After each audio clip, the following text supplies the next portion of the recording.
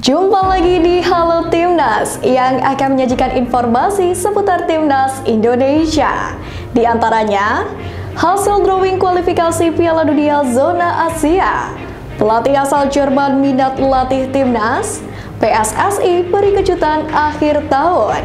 Simak berita selengkapnya hanya di Halo Timnas.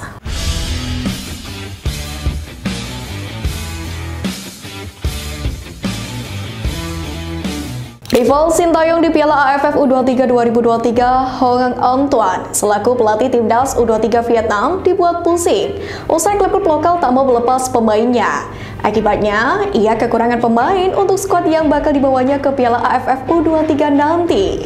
Saking frustasinya, keputusan klub Liga Vietnam ini sampai membuat Hong Antoine memanggil pemain dengan usia di kisaran 17 hingga 18 tahun. Sementara di Piala AFF U23 sendiri, Vietnam berada satu grup dengan Filipina dan Laos di grup C. Dengan laga perdana akan digelar pada 20 Agustus mendatang.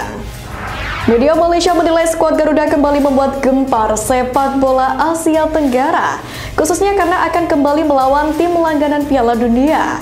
Karena seperti yang kita ketahui, PSSI kembali memberikan kabar menghebohkan setelah mengumumkan mengenai rencana uji coba Timnas Indonesia melawan Jerman.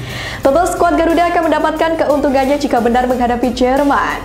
Pasalnya, tim besutan Sintayong akan belajar langsung dari pemain kelas dunia serta membuat mental menjadi lebih baik. Thomas Doll sudah memasuki musim kedua berkecimpung di Liga Indonesia. Pelatih asal Jerman itu melatih Persija sejak April 2022 lalu. Pada Liga 1 musim 2022-2023, Doll membawa Persija finish di posisi kedua klasemen dengan 66 poin. Lalu saat ditanya apakah tertarik untuk melatih Timnas Indonesia, ia mengaku untuk saat ini masih akan fokus ke Persija Jakarta dulu. Namun pelatih asal Jerman ini tidak menutup mata bahwa Indonesia memiliki tim nasional yang menarik baginya. Ia mengaku memiliki hasrat untuk naik level soal karir kepelatihannya. Pengamat sepak bola nasional Muhammad Kusnaidi mendukung keputusan PSSI yang memutuskan tak memberikan target khusus kepada Timnas Indonesia U24 yang mana akan berlaga di Asian Games 2022. Bahkan, PSSI berencana menurunkan alumni Timnas Indonesia U20 pada ajang tersebut.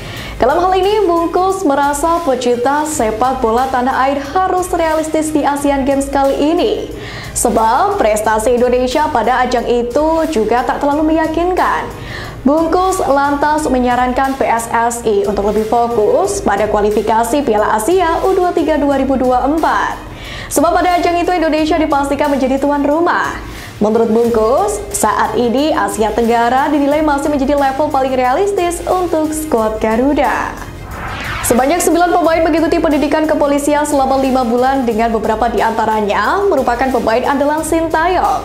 Repotnya, pendidikan kepolisian yang diikuti mereka digelar bersamaan dengan event-event mayor Timnas Indonesia U23.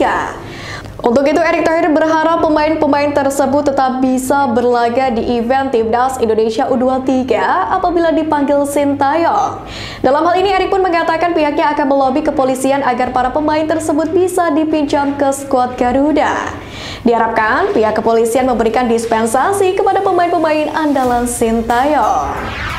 Marcelino Ferdinand kembali diturunkan klubnya asal Belgia KMSK Deinze di laga uji coba terbaru melawan klub Prancis Valenciennes FC.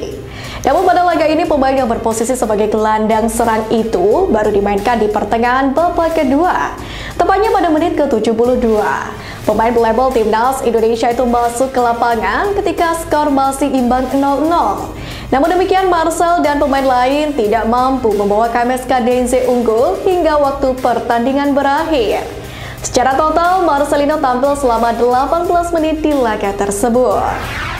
Pemain yang ikut tes sekaligus seleksi Timnas Indonesia U17, Nabil Asyura, merupakan pemain jebolan Garuda Select Jilid 5. Bahkan pemain yang sempat membela Timnas Indonesia U16 di Piala AFF U16 lalu ini berhasil mencatatkan dirinya sebagai top skor dengan koleksi 8 gol. Selain itu, kepercayaan dirinya juga tumbuh karena dirinya sempat bermain lawan-lawan berat di Garuda Select. Misalnya menghadapi Arsenal, AC Milan, hingga Inter Milan. Nabil Asyura pun menegaskan dirinya tak takut menghadapi pemain-pemain besar dari luar negeri. Ia pun menegaskan akan bekerja keras untuk bisa masuk ke skuad timnas Indonesia U17. Seleksi skuad Garuda Asia cukup ketat. Terbaru Bima Sakti telah merilis 9 nama pemain yang dipulangkan dari TC Timnas Indonesia. Dari ke-9 nama tersebut ada jebolan Timnas Indonesia U16 Arkan Kakak. Dalam laman resmi PSSI, Arkan Kakak dipulangkan karena tenaganya dibutuhkan oleh Persis Solo untuk berlaga di kompetisi BRI Liga 1 musim ini. Sementara ada 8 pemain lain yang harus terdegradasi dari tim Bima Sakti. Mereka semua juga sudah menjalani latihan rutin, tes kesehatan, dan juga psikotes, hingga beberapa uji coba internal. Sementara itu dalam deretan pemain yang terdegradasi, 4 diantaranya adalah pemain diaspora. Mereka adalah Aaron Nathan Eng, Mahesa Ekayanto, Madrid Augusta, dan Stefan Kabil. Laga Timnas Indonesia kontra Argentina pada 9 Juni lalu seperti yang kita tahu sukses besar. Adapun skuad Garuda mampu memberi perlawanan dengan hanya kalah 0-2 dari jawara Piala Dunia 2022 itu. Sempat muncul isu bahwa tim merah putih akan kembali menghadapi negara besar seperti Portugal atau Jerman. Namun dalam hal ini PSSI baru akan mengumumkan lawan tangguh skuad Garuda di FIFA Matchday pada akhir tahun ini. Erik menyebut PSSI sudah mengirim surat kepada federasi negara yang bersangkutan.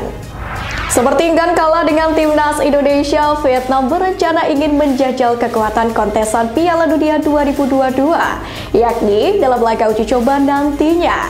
Federasi Sepak Bola Vietnam atau VFF menginginkan Korea Selatan untuk menjadi lawan mainnya, di mana laga uji coba ini akan digunakan sebagai persiapan Piala Asia 2023, sekaligus kualifikasi Piala Dunia 2026. Sementara itu dilansir dari The Top 24/7, VFF ingin menggelar pemusatan latihan atau TC yang akan digelar pada 9 hingga 17 Oktober mendatang.